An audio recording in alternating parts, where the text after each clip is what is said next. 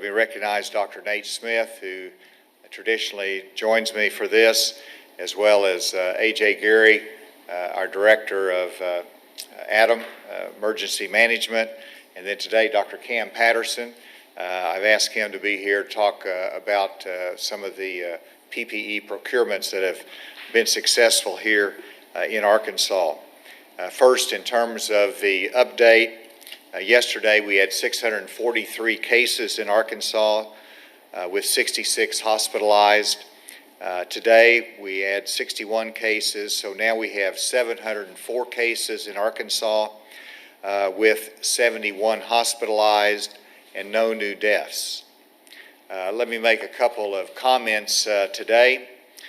First of all, we received our first shipment of hospital protective gear, and this is something that we've been waiting for after we've invested money through the procurement. It's been a real challenge for us. UAMS procurement team has done an amazing job in facilitating this, and Dr. Patterson will go into detail on it, but this is so needed by our hospitals, our medical professionals, and so this shipment actually arrived today, and it's our first shipment of hospital protective gear that we've received from our own procurement. We've received them previously from the national stockpile. Secondly, I would make the observation that our testing continues to increase here in Arkansas. Overall, we've done almost 10,000 tests here in the state, and of the tests that we have done, 7.3% have been positive, which means, of course, that almost 83% of the tests that we've done has been negative. One question I get is, well, are we testing enough? And we always want to do more. But clearly, we have done more than sufficient testing to put us in a comparable position with the growth rate in other states. And secondly, it is more than sufficient to give us a good handle on where we are here in Arkansas. And in fact, in every county we've had tests done, and I'm very pleased that UAMS has implemented a mobile testing unit that they have taken to a couple different sites across the state that might not be as reached in the normal testing protocols. And Dr. Patterson will be able to talk about those mobile labs as well. And then finally, our social distancing is so critically important. And as we've talked about it and the importance of it in our targeted response, it's caused me to check more as to how businesses are doing and how individuals are doing. And I've been very impressed with how seriously businesses have taken the social distancing requirements. And this is critically important for us to be successful. They've taken it seriously. Individually, I want more people to take it seriously. They've got to understand the urgency of it, that this is not something to be casual about. This is something that every person in Arkansas should feel the need to contribute to be responsible for, and to engage in. And that's what we're asking Arkansans to do, is simply to follow these best practices. And they're working. We want you to continue to do that, and it'll make all the difference for every citizen in Arkansas and everyone's lives that we care so deeply about. With that, Dr. Smith, if you could come and give us your report. Thank you, Governor. I'd like to give a little bit more detail on the numbers for today. As the Governor mentioned, we're at 704 cases total. That's 61 more than we reported yesterday. We have one new county, Monroe County. Of those, the gender breakdown is as it has been before. It's about 60% female and 40% male. And the racial breakdown is similar to what it's been before, 70% white, 20% African American, and the remaining ones are other. In terms of age breakdown, we still have 20 children aged less than 18.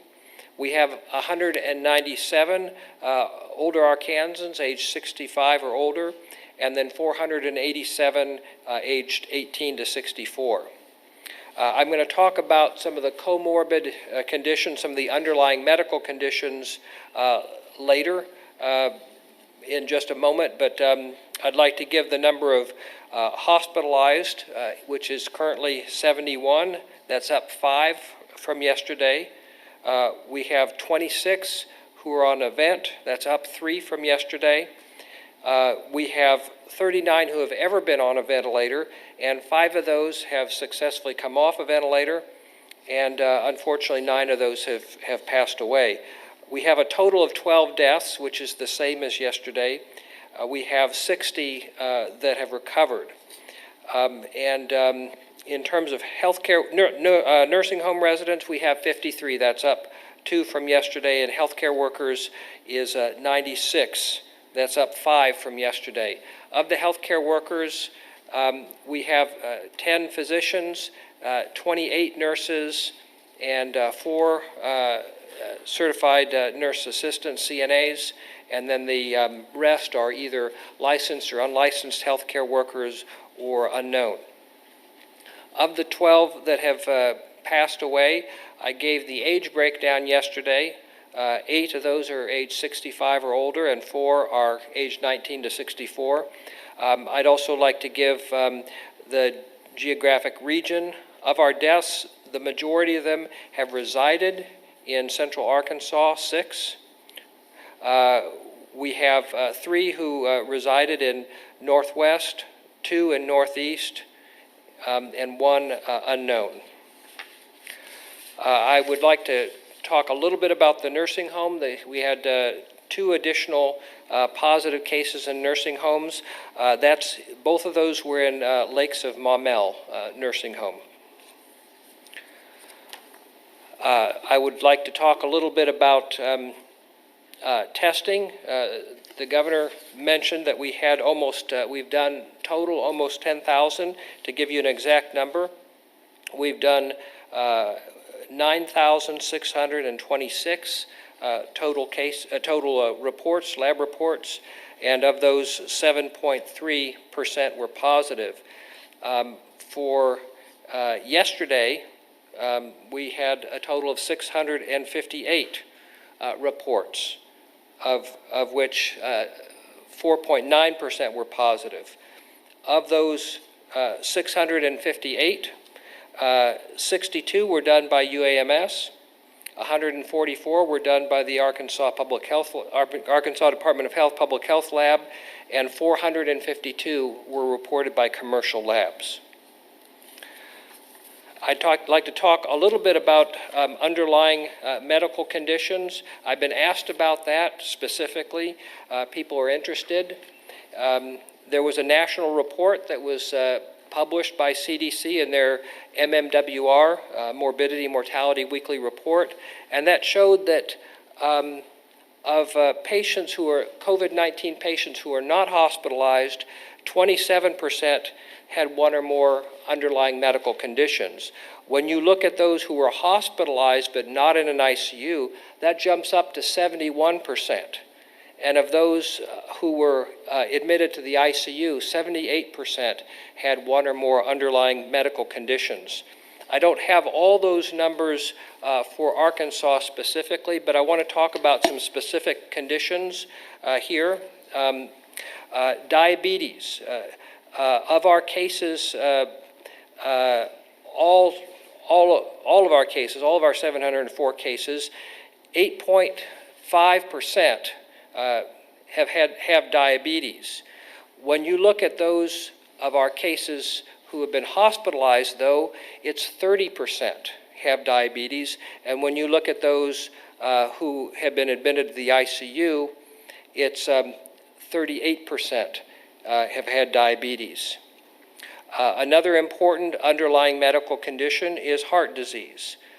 Overall, 7.7% of our COVID-19 cases have had known heart disease. But when you look at our hospitalized patients, it's 23%. And when you look at those who are admitted to the ICU, it's 27%.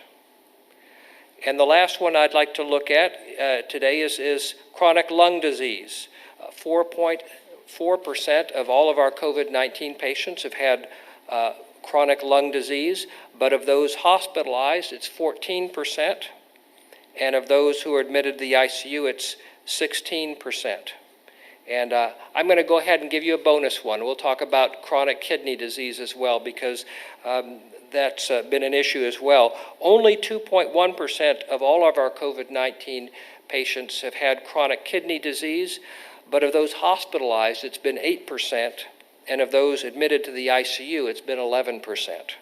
So it's very important for those Arkansans who have one or more medical conditions to make sure that they're taking care of themselves well. Also, we know that tobacco is a risk factor for chronic lung disease and chronic heart disease, and so this is a great time to give up that habit. Our Be Well Arkansas website and phone number provides help for both tobacco cessation, but also for management of diabetes and other chronic diseases. So I want to refer people to that. This is a good time to get as healthy as you can. And I'm going to say, normally when I give health messages, it's the women who pay the most attention. And maybe they should, because I've mentioned that about 60% of our COVID-19 patients are women. But when we look at those hospitalized, it's 53% are men. And of those who are in the ICU, it's 62% men. So men, this is a time to become the healthiest version of yourself, because if you become infected with COVID-19, that will increase your chance of survival. So if you have a chronic medical condition, it's the time to make sure that it's as well controlled as possible. And if you have some unhealthy habits like tobacco use or excess alcohol use, this is a good time to address that. And again, Be Well Arkansas can help. Thank you. When Dr. Smith comes to my office, sometimes I ask him, "What's on your mind?" And his answer is data. And it's clear that he believes in data, and rightfully so, because it's data and science that guides our decisions. Dr. Patterson, you've been very helpful to us in terms of our PPE procurement, but also our testing. Would you come address that? Yes, sir. Good afternoon. Thank you, Governor Hutchinson. I also want to thank the Department of Health and the Department of Emergency Management for helping us work across the state to deal with the COVID-19 pandemic. Governor Hutchinson mentioned personal protective equipment, and I wanted just to give you a sense of where we are. You will recall last weekend when I said we were going to be getting our first procured PPE shipments in on Thursday. That has slipped to today, but I am happy to tell you that as of an hour ago, PPE that we have procured is now sitting in the federal surplus facility in North Little Rock. So we'll be working with the Department of Emergency Management to begin to distribute the PPE that we have acquired. Today we received gloves and masks from overseas, and also hand sanitizer that was sourced from here in the United States. We'll continue to get shipments throughout next week. We are at the mercy of being on FedEx cargo, so those shipments are likely to vary during the course of next week.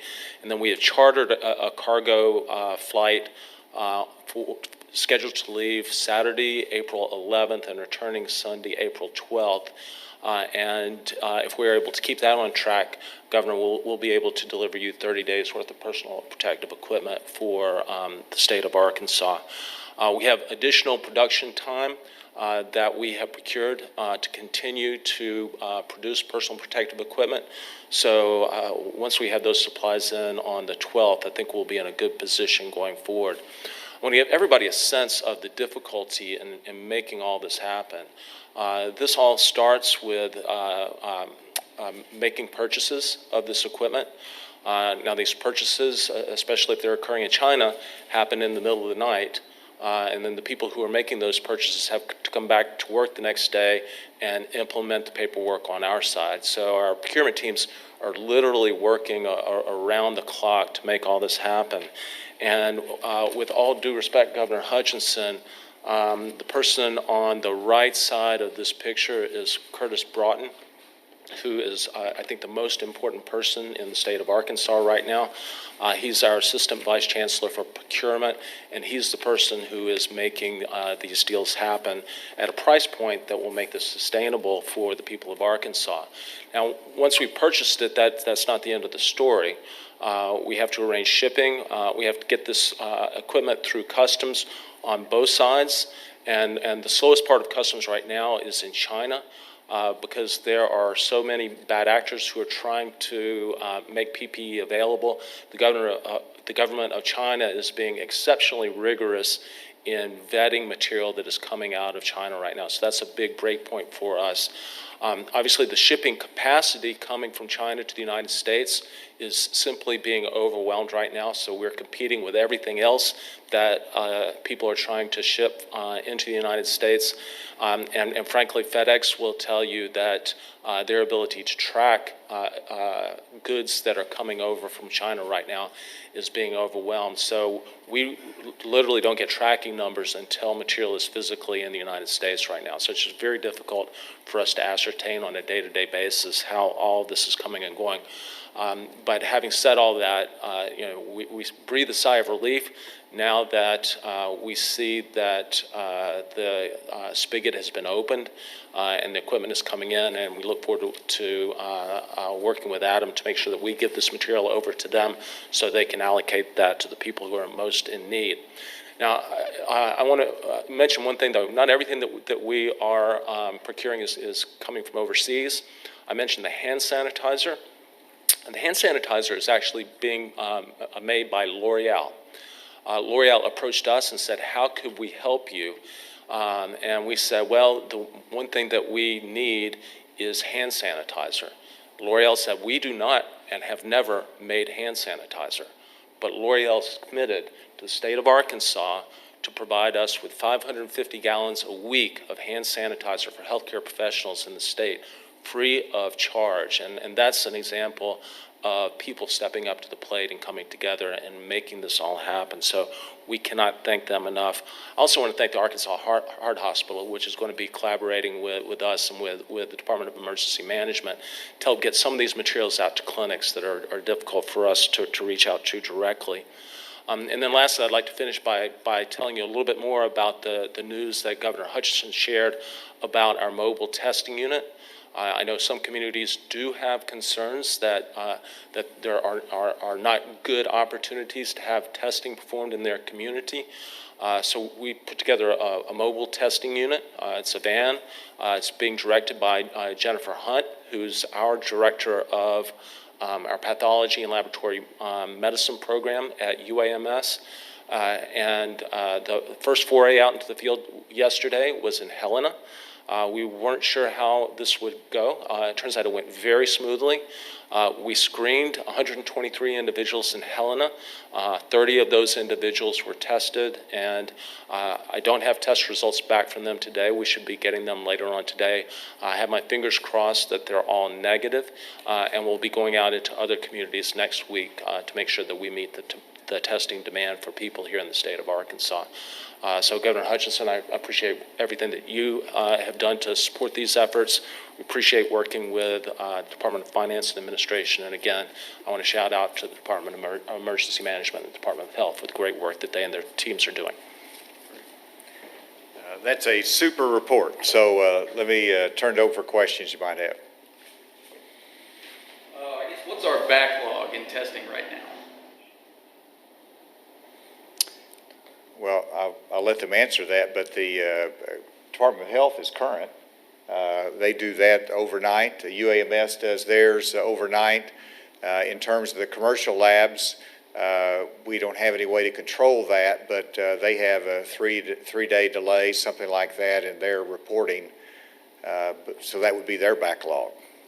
Yes, Yesterday, both you and the Municipal League issued statements reaffirming that only ADH and you have the authority to issue stay-at-home orders. Obviously, Benton, the city, and Saline County issued that order for juveniles. The city maintains that it has the authority to do that. Can you just give us a plain answer? Do Benton and Saline County have the authority to issue this order for juveniles? Well, they don't have authority to block commerce, and I think that's probably a little bit of the gray area as to whether are you blocking commerce by having a curfew for juveniles. My answer is no, and we're pleased with that local response to what I believe is a unique issue that they are facing. They wanted to make that decision, but it doesn't block commerce, and that's what is reserved as a power for the state and with the Department of Health. I'll be talking Monday with all the municipal and county officials where we go over that. The key thing is to coordinate with us, and we have a very good coordination with the officials and communication pattern, and I think it's fitting well together. So that is the key differentiator, is whether it blocks commerce or not. My judgment, it doesn't. What they have done, we approve of that, but we certainly want to coordinate that in the future. Any views on getting ventilators? They are in the procurement chain. I don't want to get too optimistic about it because they can be diverted, we can be outbid, we could be met with disappointment along that way. But the procurement team has placed an order for ventilators, and we hope that we'll be successful in that. Yes. We've been contacted by health professionals who are concerned that some deaths, maybe recorded for one thing, might be COVID because of what they have observed. Do you have any idea? Are you looking into any deaths to see if, check the diagnosis? I know on one occasion that happened and it came back negative, but I'll let Dr. Smith talk further on that. We're pretty comfortable with the numbers that we have now. It's possible that someone could have died from COVID-19 and was never tested. There are some cases in which people were tested, but the results were not back before they passed away, and so we've had to wait for those results. I'm not concerned about a lot of people out there who have died of unrecognized COVID-19. Do we have a finite number of tests that the state can perform per day? Or maybe not necessarily a finite number, but an exact number? Go ahead, Dr. Smith. Well, there is a theoretical maximum that we could if we had all three of our platforms up and running and unlimited supply of reagents for our automated extractor, and that is actually in the hundreds. But as you all know, there have been reagent supplies and delays, and so I think we're doing pretty well. We're hitting over 100 pretty consistently. We will continue to increase that as much as we can, but it's unpredictable when we'll run into reagent delays or outages. Let's have you, AMS, give the same perspective on your testing capability. Yeah, so I concur with everything that Dr. Smith said. We get reagents on a daily basis. We get, for instance, from GeneMark, a kit that will do 12 assays, and some days we get 5 kits in, some days we get 10 kits in. We order many more than that. We are simply at the mercy of competing with a national supply chain for this. We continue to look for ways that we can source reagents that will remove bottlenecks, but that's the biggest limitation right now. Now, we do value doing the tests in state because for a couple of reasons. One, it's much easier to track. We know both the numerator and the denominator there. Also, the turnaround time is much more rapid. So both with positive and negative results, that gives us the opportunity to take action for individual patients. If it's a positive result, obviously thinking about treatment, but a negative result also frees up resources for other people. In the same way that Curtis Broughton is working around the night to get personal protective equipment, he's working around the clock to get the reagents that we need for these assays. I'm just Any gonna, way to measure the gap, if there is one, I assume there is, between the number that we are presently able to test and those you would ideally test? Well, I think the gap changes depending on how broadly you, say that someone should be tested. If you wanted just to say anybody who wanted to be tested could be tested, we'd probably be doing 3 million tests a week in the state of Arkansas. If we had the ability to do more tests, we would broaden the indications for doing the tests. So to me, I get what you're trying to say, but trying to calculate that gap to me is kind of a meaningless exercise because that depends on how broadly you're trying to wrap your hands around the people who might want to test. how closely are you working with the commercial labs? Because we're hearing from patients that it's taking 10 to 14 days to get test results from the commercial lab, some of them experiencing even longer delays than that, versus you guys obviously are working overnight and getting results quickly. And that creates anxiety. It takes away resources that could be diverted to other people. So, we totally get that. We've been on the phone with Quest, with LabCorp to try to increase the turnaround time, especially when we see that, getting the result would be actionable for us. But, the fact of the matter is that's even more murky water than some of the other issues that we're dealing with because, it's a situation where you can't talk to somebody who has power when they've got 1 million tests that are backlogged. They just don't even know where that test is in their backlog, and they can't tell you. Governor, you activated the National Guard, and we just heard some updates on shipping issues. We have a thing of C-130s up in Jacksonville. Is any of that being used to kind of ship things or move it around the state, the National Guard, or I guess internationally too? In terms of the National Guard, they've been a great resource for us. I authorized an additional number that will be utilized for logistics and for distribution of the personal protective equipment as is needed. And so we're utilizing them from the logistical planning for our hospital space to distribution, and they'll be authorized as needed for other purposes.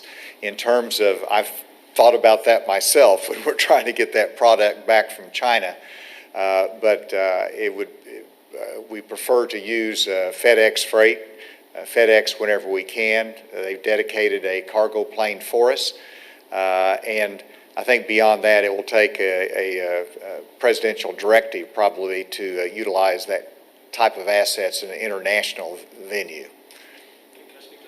Sure. So we've looked into that as well, and frankly, the Chinese government does not want U.S. military planes landing in China. But I would say that people have found creative solutions, and if there's one thing that we need, it's more cargo capacity. You heard about the New England Patriots sending a plane of theirs to pick up personal protective equipment and bring it back to the United States, and I'll just go ahead and make an appeal. If anybody has resources that they could divert to help us with transporting personal protective equipment from overseas into the United States, that's the number one thing that we could use right now. And if I could move a September 11th cargo date up to our April 11th cargo date up to April 6th or 7th, we'd do that in a heartbeat. Is there any part of the state that's more in need of testing? Well, we've covered every county in our testing, and we, of course, recently went to Helena, and we've gone to other parts of the state. So as there's a need, we will address that and send them out there. But right now, we're getting testing from every part of the state, and also you think about the commercial labs that is available in every part of the state as you go into for your test. So I think it is. I've talked to Texarkana, and UAMS is also making a facility available, and they're starting testing there, and they felt good about what's happening there in terms of testing. Yes, ma'am. So you're confident that our curve is not being affected by a lack of testing. That if we could test as much as we would like to, that it wouldn't change that curve of infection rate. I'm going to let Dr. Smith take that one. I feel like at this point we have a good sample, so we know our trajectory. We don't know, we haven't identified everyone who is infected with COVID-19 in Arkansas. That would be ideal, because if we knew every single case as soon as they were infected. But we have, I think, enough of a sample with close to 10,000 tests to understand the geography and the slope of that curve. Also, the slope, the trajectory of our cases mirrors the trajectory of our hospitalizations. And hospitalizations, although we might miss cases of people walking out there with no symptoms or mild symptoms, we're not missing hospitalizations. When people come in with symptoms, they do get tested, and what we're seeing there mirrors what we're seeing in our cases as well. Can you talk about the SBA loans? Obviously, that kind of came up today. There were some last-minute changes for our banks overnight reissuing. Can you just tell us about how that process is working for our small businesses in Arkansas today? Well, everybody's frustrated right now because the small business person is very anxious to get the loan that they need to keep their employees online, but also to keep their business alive. The bankers are anxious because they're willing to make those loans. They just need to have the guidance from the federal government. And so we're all waiting on that guidance. Last night they received some, but it wasn't sufficient, so they're continuing to wait.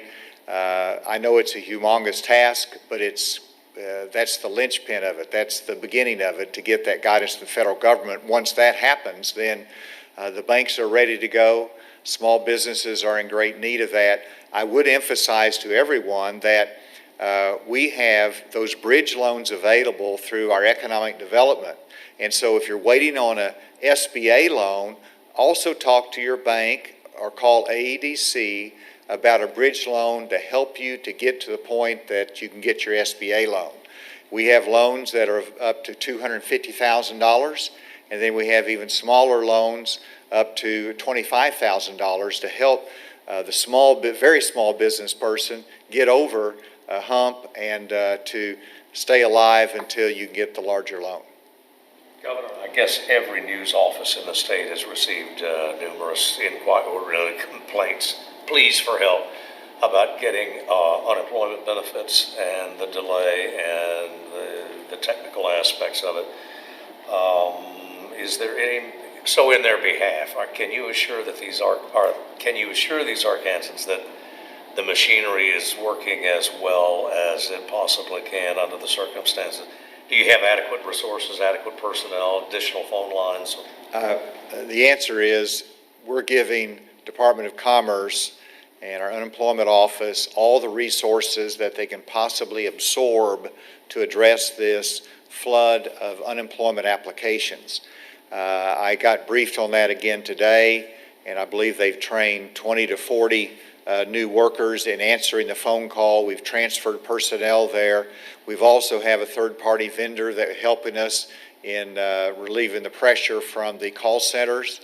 But then very importantly, we were able to get the IT glitch fixed that bumped a number of applications out. And when that glitch was fixed, all of those applications went through, which were tens of thousands of applications. And whenever those went through, our call volume decreased enormously the next day. And so that's a sign of progress, and I hope that relieves some of the challenge that everybody's facing. Let me take a question from those that are listening remotely. Is there a question that we have? Katie? Yeah. Hey, Governor, can you hear me? This is Andrew with AP. Yes.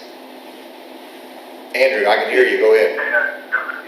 Yeah, I wanted to see what you thought about the comments that Dr. Fauci made this morning, where he said he doesn't understand why all states are not under stay-at-home orders, and whether you're reconsidering your stance on that, given his comments. And also, you, in your Twitter chat that you had done, yesterday, you seemed to raise the possibility of doing something that wouldn't be statewide, something that would be by county or by region. Want to give a better explanation, is that a possibility that you're looking at rather than doing a full statewide stay-at-home order? No, I'd have to look at that Twitter. It was an online Twitter chat room, I think, and so one of them might slip through, but that doesn't sound exactly right. In terms of Dr. Fauci's statement, you've got to have some sympathy for him, a lot of sympathy for him, and respect for the challenge he has in front of him with New York and the incredible disheartening tragedy that's happening there in that city with the pressure from Connecticut and the Maryland area. That's what he's visually looking at and thinking about every day, and with what's happened on the West Coast as well. And so it's understandable that he looks at that as a solution, a nationwide shutdown order. What's important is that that has not been given. The CDC, I watch their guidelines regularly, and they have not indicated that's an appropriate or necessary step across the country.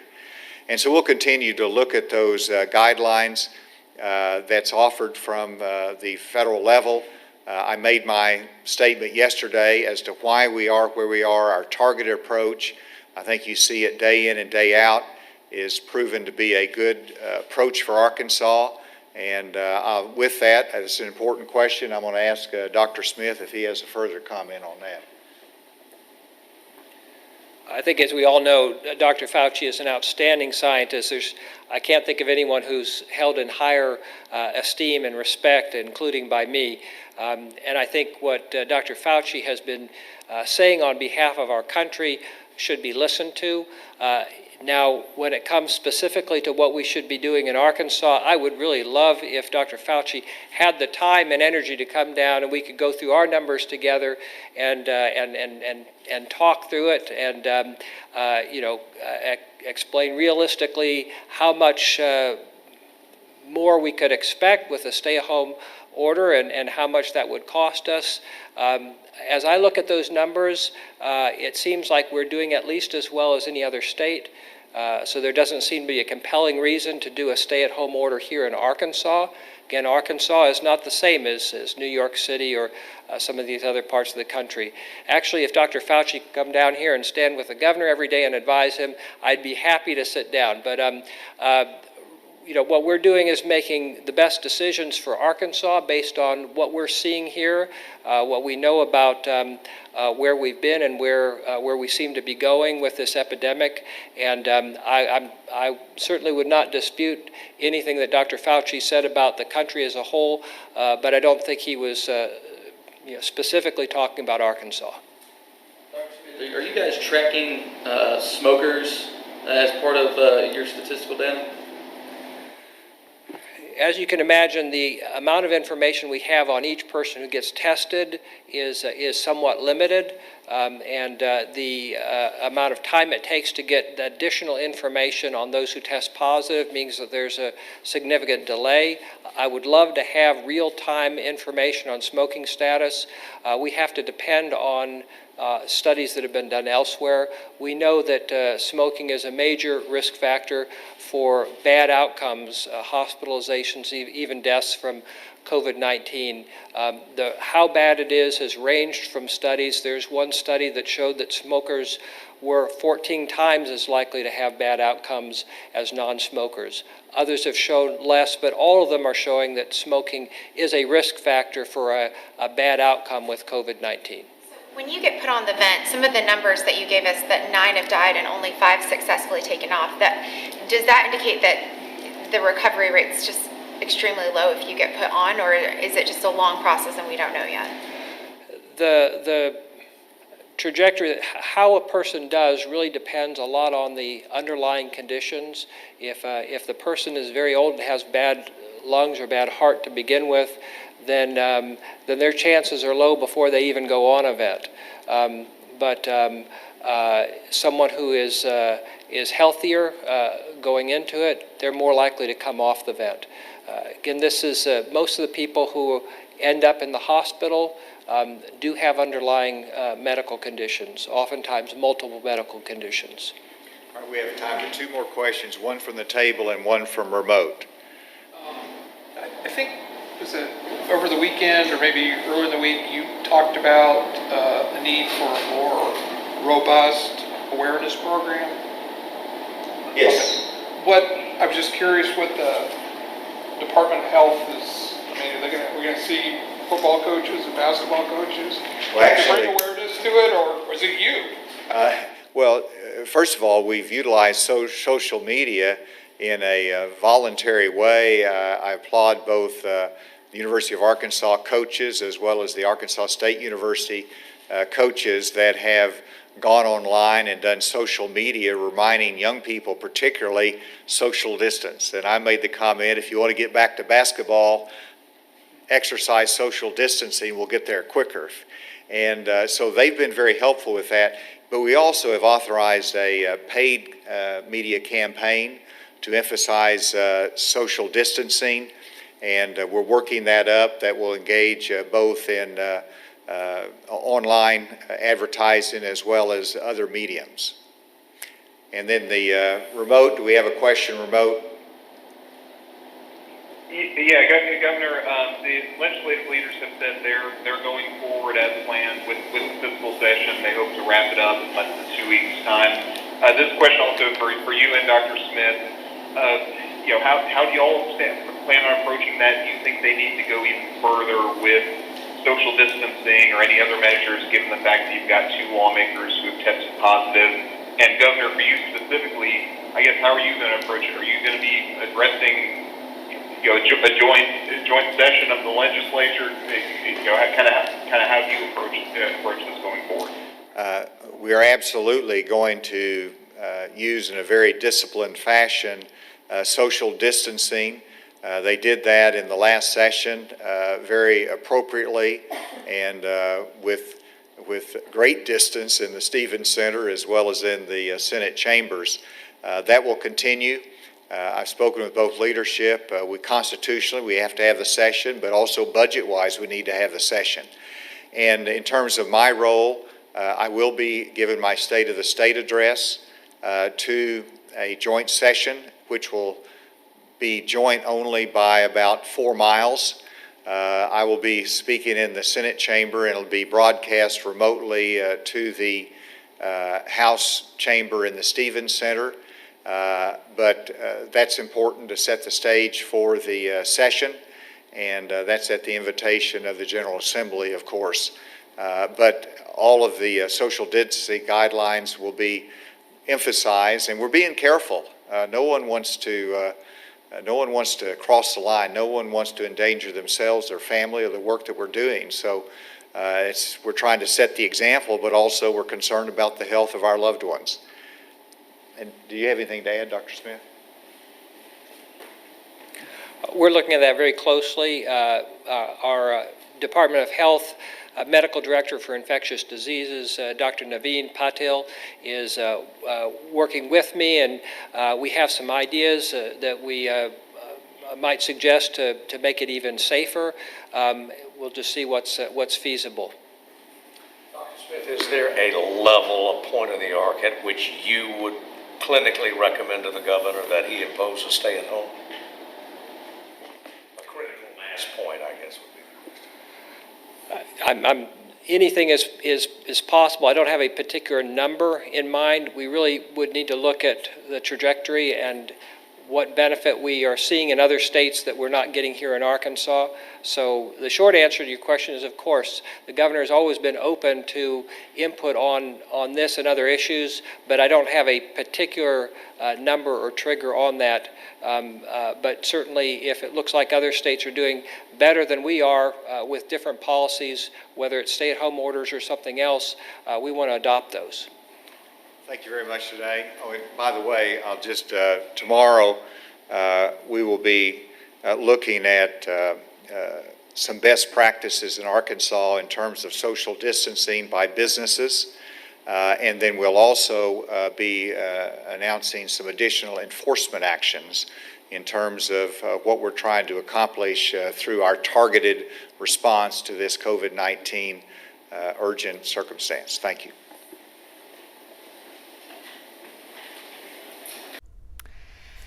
You have been watching the Governor Asa Hutchinson's daily briefing on the coronavirus. Here in Arkansas, 704 new cases, no new deaths today. The death toll stands at 12.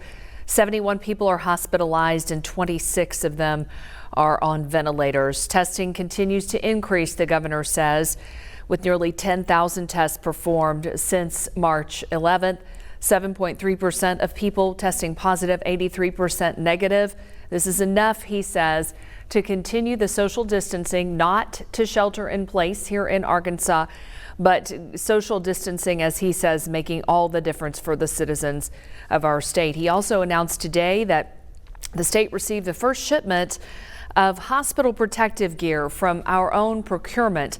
We learned more from UAMS Chancellor Dr. Cam Patterson. We received gloves, masks, and hand sanitizer, which actually was made by L'Oreal here in Central Arkansas. The Arkansas Department of Emergency Management will be distributing these gloves and masks over the coming days. Those are the numbers as we know now. 60 people have recovered. 96 healthcare workers have tested positive for COVID-19, 10 doctors, 28 nurses, and 4 CNAs. We will continue to follow the latest developments, including a Little Rock police officer that we just learned tested positive for COVID-19. More on that and much more coming up at 5, 6, 6:30, and 10 here on THV 11 and always on our website, thv11.com.